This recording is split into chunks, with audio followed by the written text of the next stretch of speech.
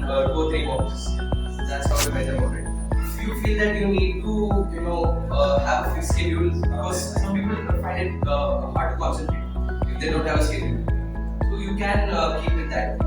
And as much for the CLAT, you can take about 8 hours a day for the practicing. If you want to keep a fixed schedule, you can take like 8 hours a day with a maximum of 3 sections per day. You can practice if you want. So you maybe want to take up English, GK, and maths. So you can do 1.5 hours of section each day.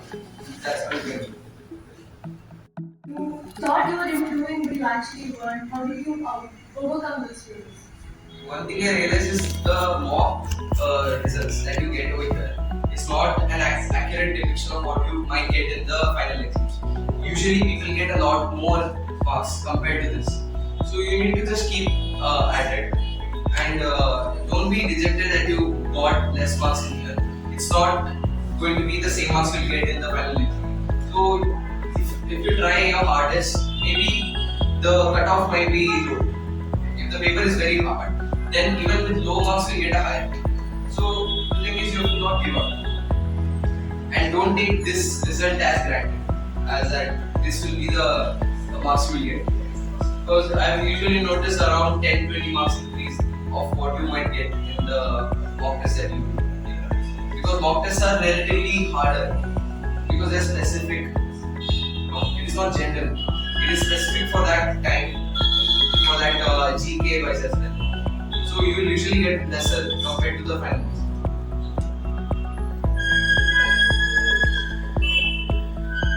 If there is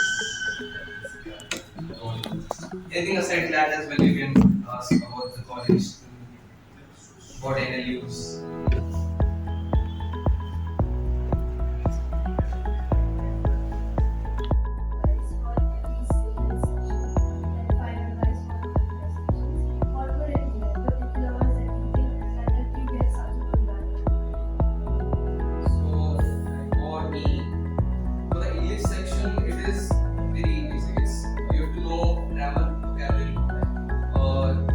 Comprehension as well. So you need to read as much as possible. I'm just not talking about the calculations. Read any book. Improve your vocabulary, improve your grammar and all.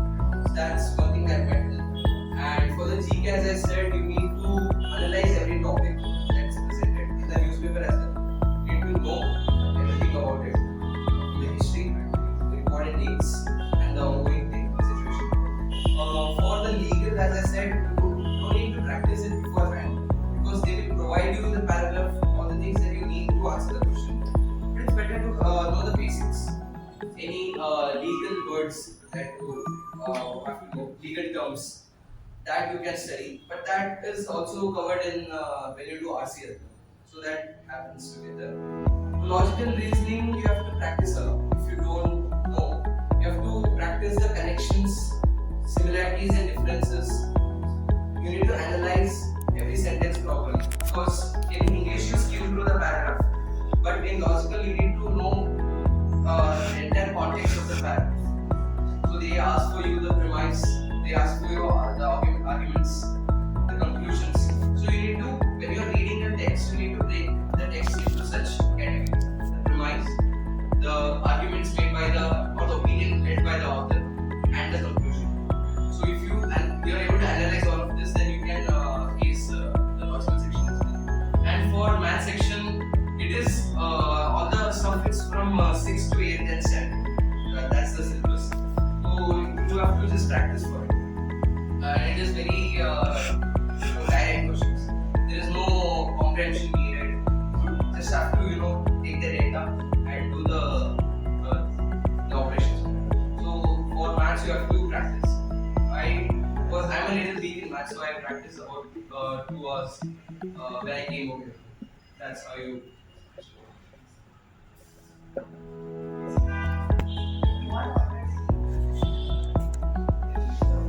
I took up GK first, then I did English, then legal, logical, and maths.